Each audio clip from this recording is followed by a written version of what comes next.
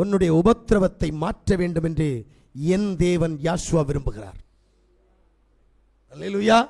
என் தேவன் நினைக்கிறார், இவன் என்னுடைய பிள்ளை, இவன் என்னுடைய மகள், இவளுக்கு இருக்கிற உபத்திரவத்துக்கு நான் இவளை தெரிந்து கொண்டேன், இவனை தெரிந்து கொண்டேன், ஆனபடியினால் இவருடைய உபத்திரவ நாட்கள் குறையணும். ஏன்னா 40 வருஷம் வாழ போறானா, 60 வருஷம் வாழ போறானா, இந்த 40-60 வருஷம் வாழ்ற வரைக்கும் இந்த உபத்திரம் இவள்கிட்ட இருக்கக்கூடாது. அப்படின்னா நீ தேவனுடைய ராஜ்யத்துக்கு போக மாட்டேன். ஆமென். நான் சொல்றதா சத்தியம். உனக்கு உபத்திரம் இருக்கிற வரைக்கும், பிசாசு போராட்டம் இருக்கிற வரைக்கும் நீ தேவனுடைய ராஜ்யத்துக்கு போக முடியாது. அடிமைத்தனம் உன்னிடத்தில் இருக்கிற வரைக்கும் நீ தேவனுடைய ராஜ்யத்துக்கு போக முடியாது. இது உண்மை. யாருக்கு அடிமைன்னு பாரு. அடிமைத்தனம் தேவனுக்கு நீ அடிமையா இருந்தா பரவாயில்ல. நீ பிசாசுக்கு அடிமையா இருந்தா, பாவத்துக்கு அடிமையா இருந்தா, உலகத்துக்கு அடிமையா இருந்தா, உலகத்தில் உள்ளவைக்கு அடிமையா இருந்தா, சொந்த பந்தங்களுக்கு அடிமையா இருந்தா, வயிற்றுக்கு அடிமையா இருந்தா, இல்ல உன் வாழ்க்கை ஒன்று சீரழிக்குது. இன்று சொல்லப்பட்ட இந்த சத்தியம் நீ எப்ப இதற்கு செவி கொடுத்து மனம் திரும்ப ஆயத்தமா இருக்கிறியோ அப்ப உன் வேதனைகள் மாறும். நான் உங்கள்கிட்ட அதிகமாக பெற்ற சொல்றது தான், தாய் தகப்பன் தன்னை திருத்திக் கொண்டால் அவருடைய பிள்ளைகள் தானாக திருந்துவார்கள். இது வேதம். ஏன்னா என்னுடைய குணம், என் மனைவியினுடைய குணம் என் பிள்ளைகளிடத்தில் வரும். இது வேதம். நான் மனம் திரும்புகிற போது, என் மனம் திரும்பிய குணம் என்னுடைய பிள்ளைகளிடத்தில் கடந்து போகிற போது அந்த பிள்ளைகளை யாஷுவா அவருடைய கையில் தாங்கி பிடிப்பார். அல்லேலூயா. நான் மனம் திரும்பாத பட்சத்தில் என் பிள்ளைகளுக்கு விமோசனம் இல்லை. Praise Yeshua. இன்று கண்ட எகிப்தியனை இனிமேல் நீ பார்க்காமல் இருக்க வேண்டுமானால் நீ தெரிந்து கொள்ளப்பட்ட கூட்டமாக மாறணும். யாசுவமேசியாவுடைய கிருபையினாலும் யாசுவமேசியாவுடைய வல்லமையினாலும் நீ என்ன செய்யணும்? உபத்திரவத்திலிருந்து வெளியில வரணும். அதுக்கு என்ன செய்யணும்? வாசிப்போமா? 2 தெசலோனிக்கேயருடைய புத்தகம் 1ஆம் அதிகாரம் 4ஆவது வசனத்தை வாசிங்க சீக்கிரம். நீங்கள் சகிக்கிற சகல துன்பங்களிலும் உபத்திரவங்களிலும் பொறுமையும் விசுவாசத்தையும் காண்பிக்கிறது நிமித்தம் உங்களை குறித்து நாங்கள் தேவனுடைய சபைகளில் மேன்மை பாராட்டுகிறோம். துன்பங்களிலும் உபத்திரவங்களிலும், உனக்கு வரக்கூடிய துன்பத்திலும் உபத்திரவத்திலும் நீ என்ன செய்யணும்னு இருக்குது. ஆமென். நான் நிறைய பேரை விசுவாசத்துல பார்ப்பேன். சில உபத்திரவங்கள் வர நேரம் விசுவாசம் தளர்ந்து போயிடுது. அது என்னன்னு தெரியல எனக்கு. ஆமேனா? பிரேசியாசுவா, ஏன் விசுவாசம் தளர்ந்து போயிடுது? உபத்திரவம் வந்தா நீ விசுவாசத்துல வேறொன்று நிக்கணும்னு பைபிள் சொல்லுது. ஆனா உபத்திரவம் வந்தா விசுவாசமே நம்ம விட்டு போகுது. என்ன காரணம்? ஏனென்றால் தேவனுடைய ஆவியினால் ஆட்கொள்ளப்படவில்லை. நம்மள வேற ஏதோ ஒண்ணு வஞ்சிக்குது. ஏதோ ஒரு சக்தி நம்மளை ஆட்கொண்டிருக்குது. அந்த சக்தி நம்மளை அதற்கு அடிமையாக்குகிறது. அது யாருன்னு உனக்கு தான் தெரியும்.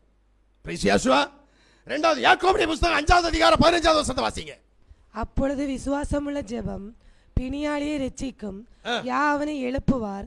அவன் பாவம் செய்தவன் ஆனால் அது அவனுக்கு மன்னிக்கப்படும். ஐயா, வியாதி நேரத்தில் அது எவ்வளவு பெரிய வியாதியா இருக்கட்டும், பிரைஸ் யாசுவா,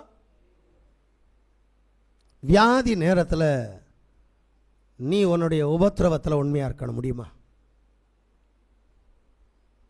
எனக்கு ஆச்சரியமா இருக்குதுங்க. ஒருத்தன் நினைச்சா, என் ஃப்ரெண்டுக்கு ஆக்சிடென்ட் ஆகி எங்கேயோ போகுது பணச்செலவு. இன்னைக்கு ஒரு 10-20 நாளாக கிம்ஸில் படுத்துட்டு இருக்கிறான். எனக்கு தெரிஞ்சு எப்படி 1 கோடி ரூபாய் செலவாகும். ஆனால் அவங்க இன்னைக்கும் ஒரு விக்கிரகத்தை நம்பிக்கிட்டு இருக்கிறாங்க.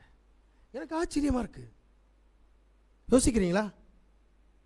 அந்த நம்பிக்கையில் அவங்க உறுதியா இருக்கிறாங்க. இப்ப போப்பு சொன்னார், அதை நம்பாத, அது வெறும் மண்ணு தான், அவங்களுக்கு ரட்சிப்பு தன்மை இல்லை அப்படின்னு சொல்லிட்டு. ஆனால் அவங்க விட மாட்டேங்கிறாங்க.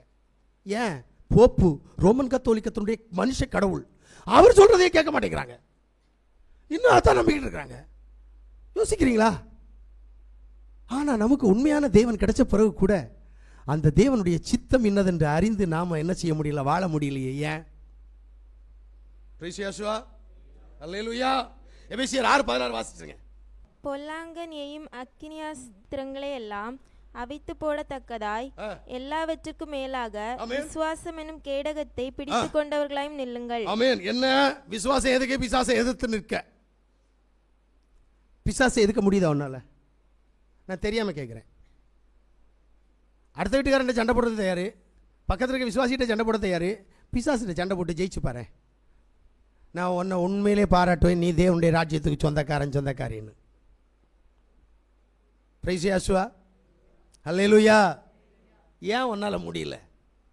வேதத்தில் முதல் அதிகாரம் உனக்கு அது தெரியுமா? முதல்ல உனக்கு கொடுக்கப்பட்டிருக்கிற முதல் அதிகாரம், விசுவாசி ஆகிற நேரம் முதல் அதிகாரம் அது தெரியாதோ? மார்க் 16:15 வாசிங்களேன். விசுவாசிக்கிறவர்கள் பாத்தீங்களா? விசுவாசிக்கிறவர்களுக்கு நடக்கும் அடையாளங்கள் என்ன? என் நாமத்தினாலே பிசாசுகளை துரத்துவார்கள். போது எனக்கு முதல் அதிகாரம். துரத்து பாப்போம். வேற யாருக்கும் துரத்த வேண்டாம். உன் வீட்டில் இருக்கிறது துரத்து, உன் பொண்டாட்டிட்ட, உன் மாப்பிள்ளைட்ட, உன் பிள்ளைகிட்ட, ஒன்னட்ட இருக்கிறது துரத்திட்டு போ. ஏன் முடியல? இன்னும் நீ விசுவாசி ஆகல, தெரியுமா?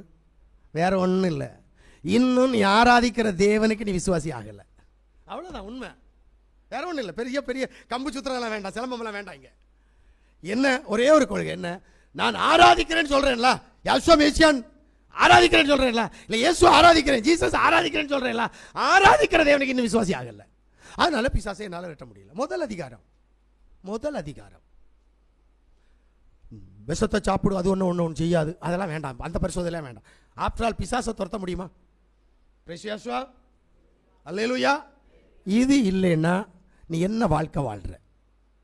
என்னுடைய கேள்வி இதுதான். முடிவா ஒரே ஒரு வசனத்தை வாசித்து முடிச்சிருங்க. 2 தெசலோனிக்கேயருடைய புஸ்தகம் 1வது அதிகாரம் 6வது வசனத்தை வாசித்து முடியுங்களேன். உங்களை உபத்திரப்படுத்துகிறவர்களுக்கு உபத்திரவத்தையும் நல்லா கேளுங்க.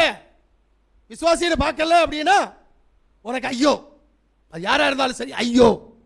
உங்களை உபத்திரவப்படுத்துகிறவர்களுக்கு உபத்திரவத்தையும் உபத்திரப்படுகிற உங்களை எங்களோடு கூட இளைப்பாறுதலையும் பிரதிபலனாக கொடுப்ப தேவனுக்கு நீதியா இருக்கிறது. ஆமென். நல்லா யோசித்துக்கா. நீ ஒருத்தனால ஒரு விசுவாசியால உபத்திரவப்பட்டேன்னா உனக்கு நல்லது. உபத்திரவப்படுத்துறவங்களுக்கோ அது வேதனை, அதனால அவங்களுக்கு பலன் உண்டு. என்னதான் வசனம் கேட்டாலும் என் மனசை மாற்ற மாட்டேன், என்னதான் வசனம் கேட்டாலும் நான் திருந்த மாட்டேன். இரு, அனுபவிப்ப. சாகிற வரைக்கும் உனக்கு இதுதான். காலங்கள் குறையாது, உபத்திரவங்கள் குறையாது. வேதம் சொல்லுது, திட்டவட்டமாக சொல்றார், இளைப்பாறுதலுக்குள் பிரவேசிக்க வேண்டுமானால் மற்றவர்களால் நீ உபத்திரவப்படணும். பிரேசியாசுவா, அல்லேலூயா. அது தேவனுடைய நாமத்தில். நல்லா புரிஞ்சுக்கணும்.